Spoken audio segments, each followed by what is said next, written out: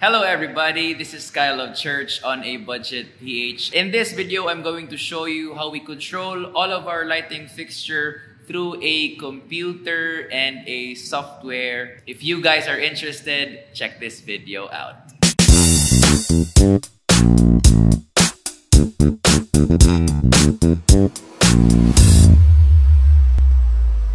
Alright, so as you can see here in our church, we have this beautiful lighting rig right here.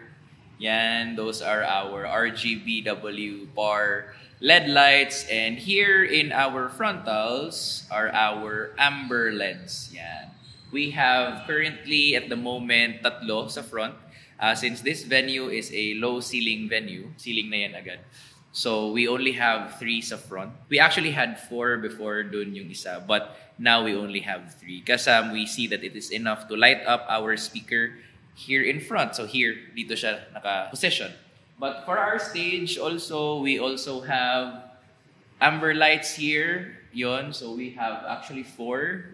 Dalawa dito and then sa other side, dalawa din. And this is for our worship team that will be standing on this stage. May frontal kami na 1, which is the pastor, and then frontals na 2, which is a stage na performers or sa worship team. So right now we have 1, 2, 3, 4, 5, 6, 7, 8, 9, 10 na RGBW. So lahat ng colored namin na lights, which are our backfills, our backlights namin, and our background namin for this beautiful string setup. These are just strings. We have 10 in total. So overall, all of our fixtures here in church are 10 plus 4, that's 14, plus 3, that's math. My math is not. Okay, 17 lighting fixtures. So all of these lighting fixtures are controlled by a software. So let me share this software to you. So this is our setup right here sa lights namin. So as you can see, we do not have a physical na controller or like yung basic na DMX controller. What we have here is a computer. So, ito yung nakita nyo ngayon. So, this computer right here is not your regular computer na ito. So, this is not what we're using. This is the computer itself. So, it's a mini computer. The brand is called Ichiko. I will link this at the description below. So, if you're interested, you can buy this as well. And actually, touchscreen siya. So, this is what we are using here para mas simple yung lighting namin na setup. So this is the template that we have been using for months already, and it has been serving us well. So this is custom to our lighting people's liking. So sinet up nila to para sa gusto nilang maging setup, but I'm gonna show you some of the things here na kaya niyo itong gawin. So here we go. This is what it looks like ngayon. It's in blue. Okay, you can actually choose blackout. Yun. Then magpa-blackout siya lahat. So may parang panic button kami dito or something. So, what you have here are some features. So, ito is front A.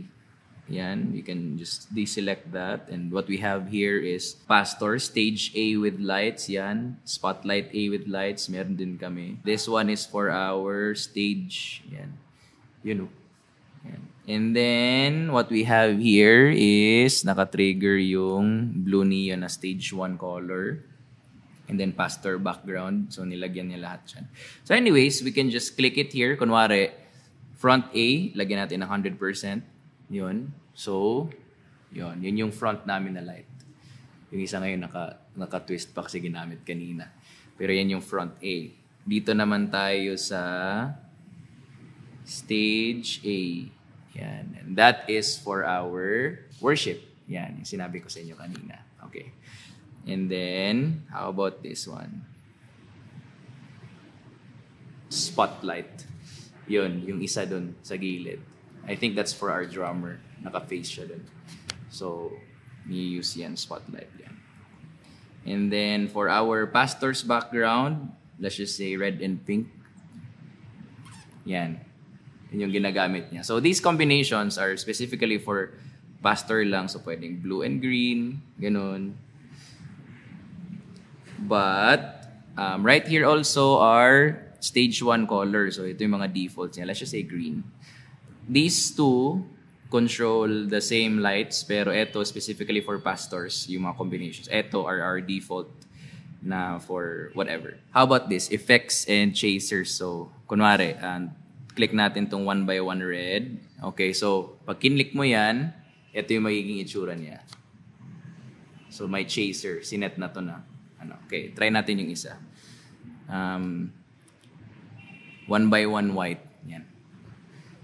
Yon, chaser. So, ang kinagandahan nito, pwede mo siyang gawing, kunwari, naka-red tayo. Ganon. Okay, that's red na light. Okay. Tapos, i-click natin tong 1x1 na white. Yan. So, may chase siya. Yan. Right there.